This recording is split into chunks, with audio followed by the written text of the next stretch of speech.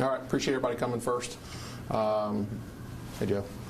I'll do the spell and say my name and title and all that. First name is James, James. Last name is Byron, Byron. I'm a sergeant with investigations here at Springfield Police Division. Okay, am I good? All right. We asked you all to be here today because of the follow-up for a shooting that occurred here in the city on February 19th. We know there's a lot of media coverage over this and social media coverage. The gas station at 502 South Yellow Spring Street was shot up by a vehicle. It was occupied by 3 subjects who were described as firing handguns out of the sunroof of the vehicle. Through our investigation and through cooperation with members of the public, we were able to make identifications and arrests in this case. We executed a search warrant and an address here in the city and the 200 block of Southwestern Avenue.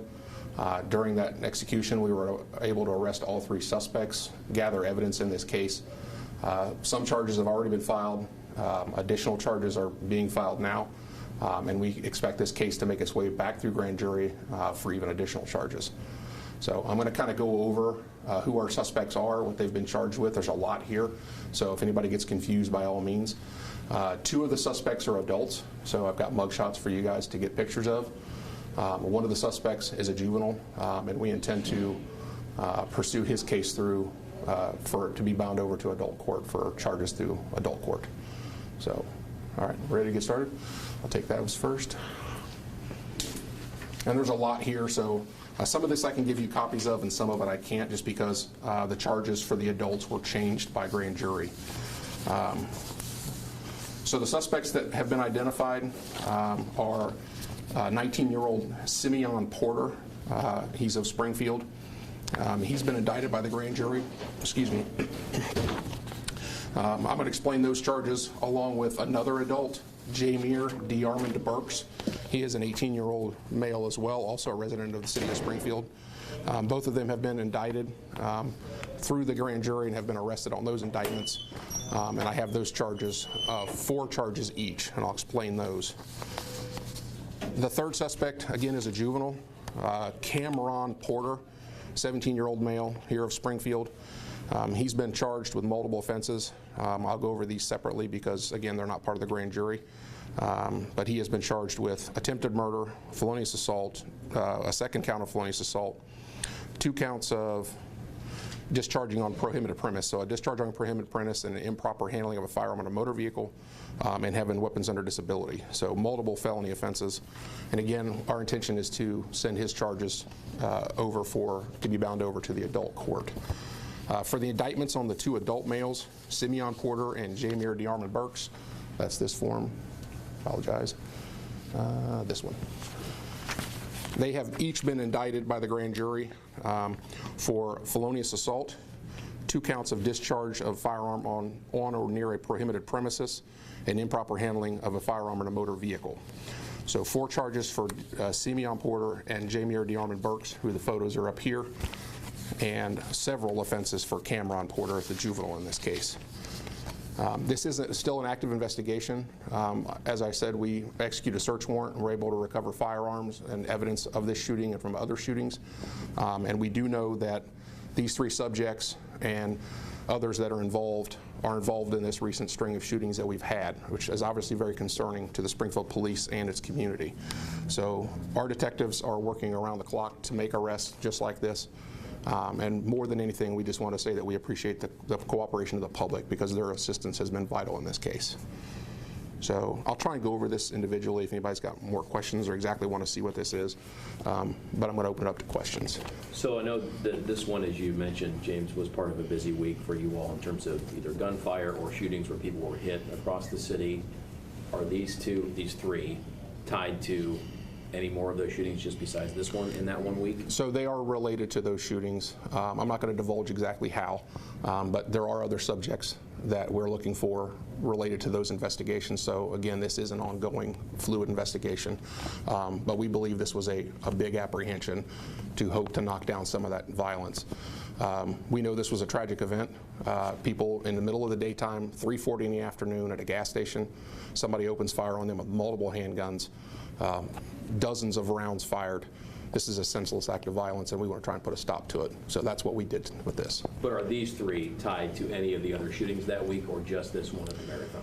So the short answer is yes. I just don't want to divulge how, because this is an investigation that is ongoing. We do know that these three are related to multiple shootings. They may not be responsible for all of them, but they're related to all of them. So there is another group that we're looking for as well.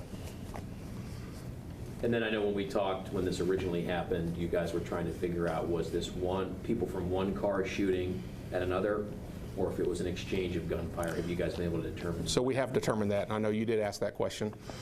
We knew early on the answer to that question. We just had to keep it close to us because of the investigation. In this case, these three subjects were firing at another vehicle who happened to just be driving through town doing business. They were not related to these people, were not related at all. This was literally a case of mistaken identity. These subjects were looking for someone else, again related to some of these other shootings, and they began firing on a vehicle that was not involved at all. It was a completely innocent subject. Fortunately, no one in that vehicle or at the gas station was hit, but this could have turned deadly really quickly. So retaliatory, but a case of mistaken identity in a retaliatory shooting. I don't even want to use the word retaliatory because we don't know that yet, but definitely a case of mistaken identity.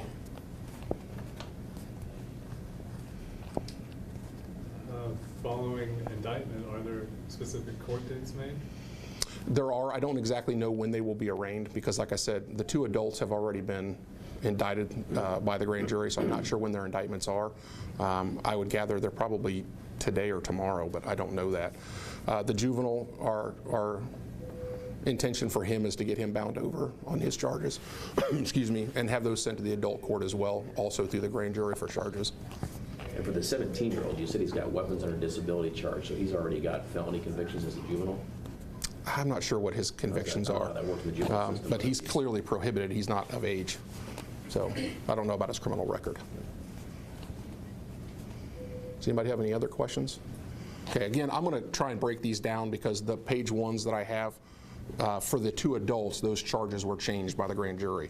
But the juvenile that I have, if you guys want to take a photo of it or whatever, these are the exact charges that he's been arrested for. Do you have a question? Yeah, could you just give us an update on the search for Justin Smith? Okay, so I was going to change directions on this one. Is everybody done with the shooting? Is everybody good with that? On that, James, okay. Just, I know you guys have been working, as you mentioned, 24/7 in some cases to make arrests for this violent crime. Just what's your message to the Springfield community as you guys now continue to make arrests in connection with violent crime in this city? So again, violent crime is very big on us. We know what was going on in the city, and it is an absolute priority of the Springfield Police and its officers and investigators in this case to work on these cases.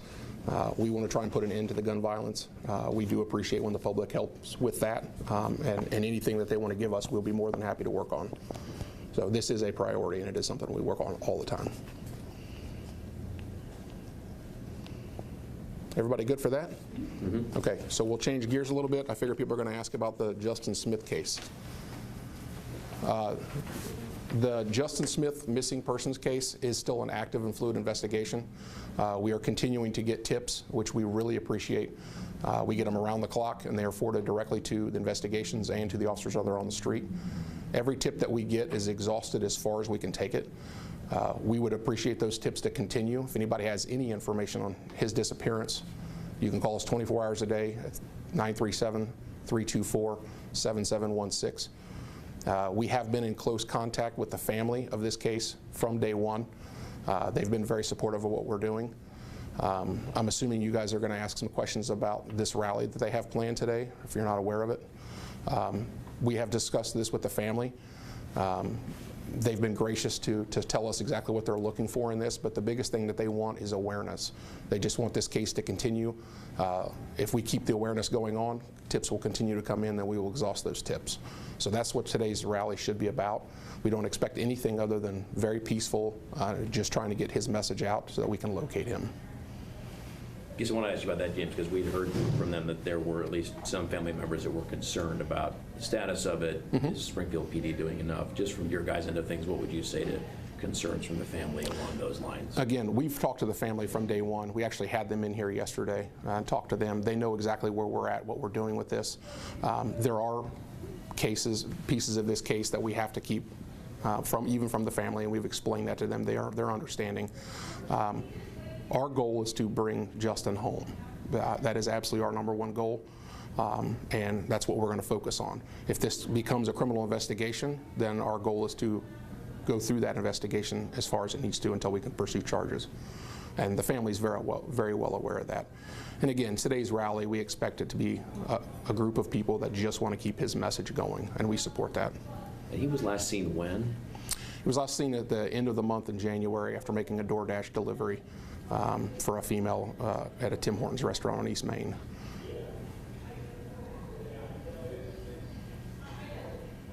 Everybody's nodding, but no questions. Kind of expected to get hammered on this one. Anything else on that one we didn't ask you? Mm-mm.